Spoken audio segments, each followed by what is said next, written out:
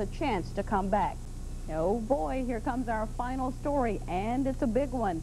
Meet a 14-pound baby boy. Jesse Robert Williams. A tornado has touched down in Alabama northwest of Birmingham, and several other funnel clouds have been detected by radar in the northwest corner of the state. The roof on at least one building has been blown off and a woman's car was smashed. Tomorrow should be just a wonderful day with those sunny skies. Just want to remind people to slow it down out there and buckle up with all this wet weather. Yeah, that's right. Just still a few showers lingering. Of course, when it rains, the roads become slick because you got the water mixing with the oil on the roads. Yeah. Thanks, Ken. Sure. Dances like that should be banned. The U.S. gets to win. 3-2 is the count here. That looks like you're dancing. Bye. Thanks, Edward. Chip Washington joins us now. Trying to give Ken a little rest, huh? Yeah, he's going to be in here early tomorrow morning. Yeah. Or is it early tomorrow morning? No, that's right. This is night.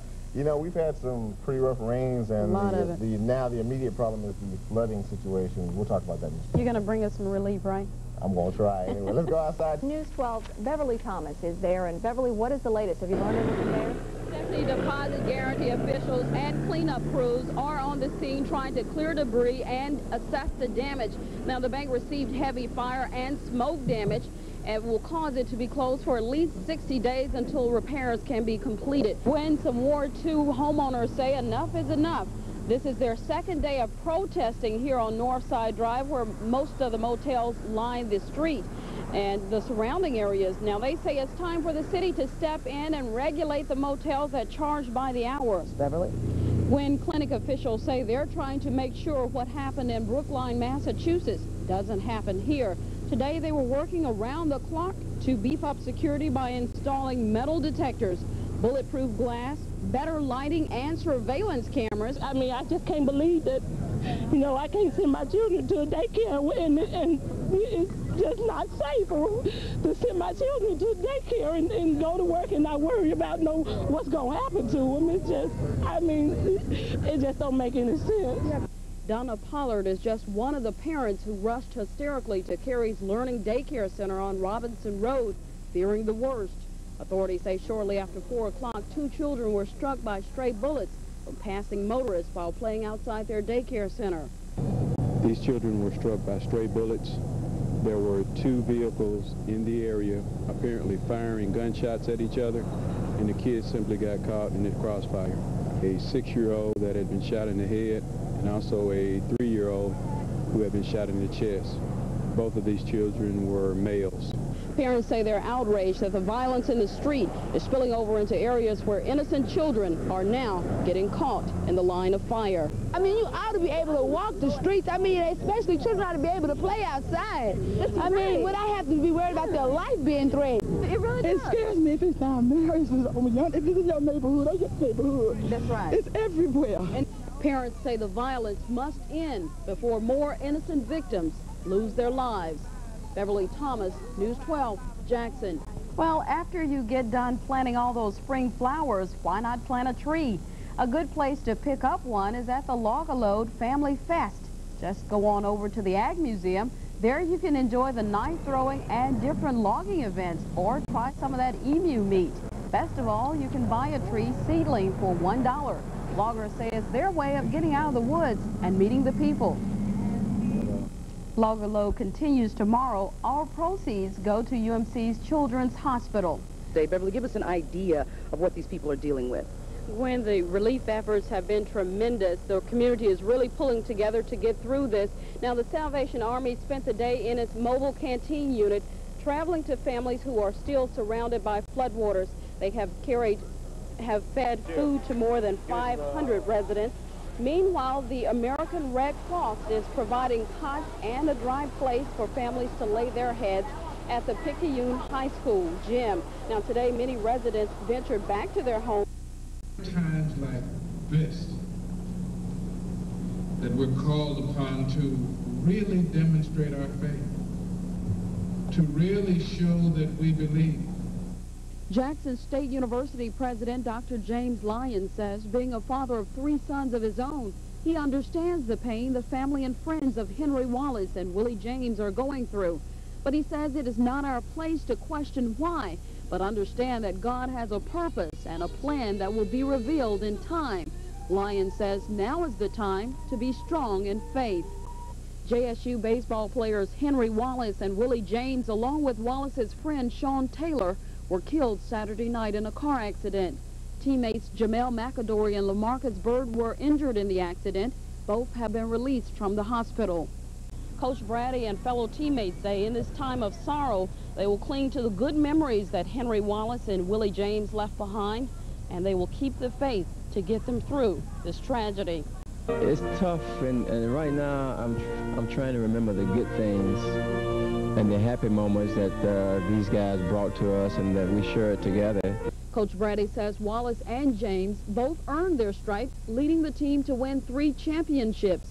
He says although they were benched by an untimely death, they always gave 100% and were real sports in the game of life, a legacy that will forever live on.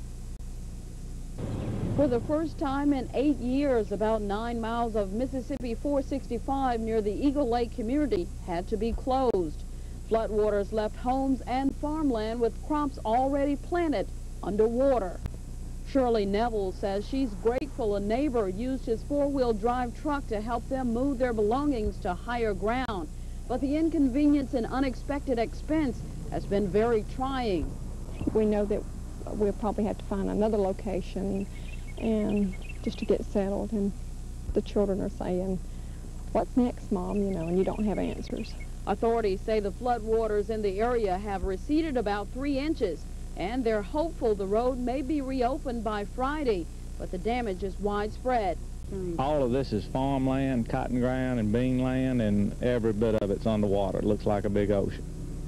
More than 125 families have already been evacuated from their homes. Residents continue to wait for the okay to return home, but in the meantime, they try to salvage what they can and hope for the best. Only one family remains in the immediate area, traveling by boat to get to their home. Amazingly, no water is in it. We'll stay right there. We have for 30 years. We raised the children there. After you have a home and, you know, you don't want to give it up. Authorities predict it may be the end of the month before the Mississippi River is down to the flood stage.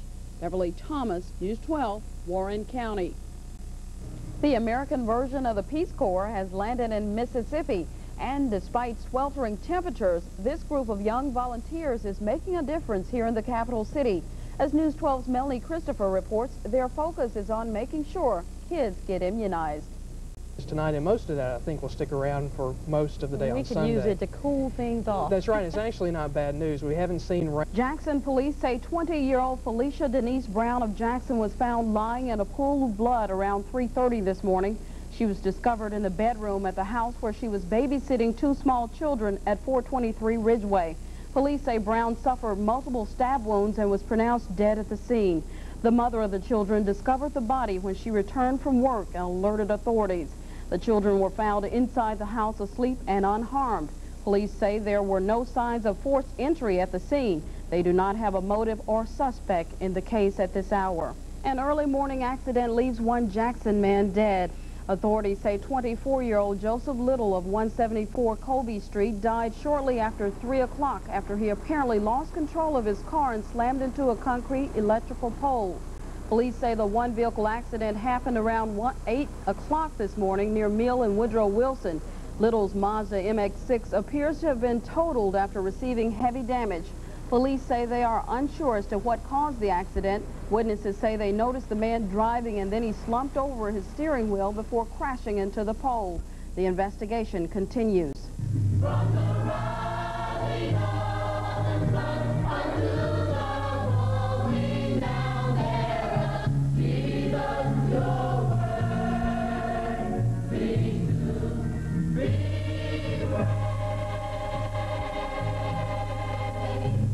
The Velma Jackson Choir is striking a chord in those who hear its musical message.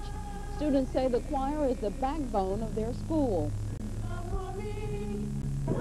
I think about how it is an inspiration to other people and trying to get other people to realize what we're singing about. Many people listen to us sing, but they really don't listen to the words. They just like the music. But when I sing, I try to reach other people when I sing. Apparently, the choir is reaching people. The first 1,000 copies sold out within the first 2 weeks of its release. The second order is already almost gone. Students say the choir is like a big family that's teaching them important values. Values that's helping them excel in other subjects like math and English. Choir members say learning to reach high notes in their songs disciplines them for reaching high goals for their future. It builds my confidence to see that this choir is trying to do something, trying to make something of themselves. Daisy Ellis, the choir's director, says it's good to see the songs that they sing not only change the lives of listeners, but those who sing them as well. A job that she says is well worth the hard work. That's great, you know, to be able to influence someone else and have a positive influence, in other words. Beverly Thomas, News 12, Camden.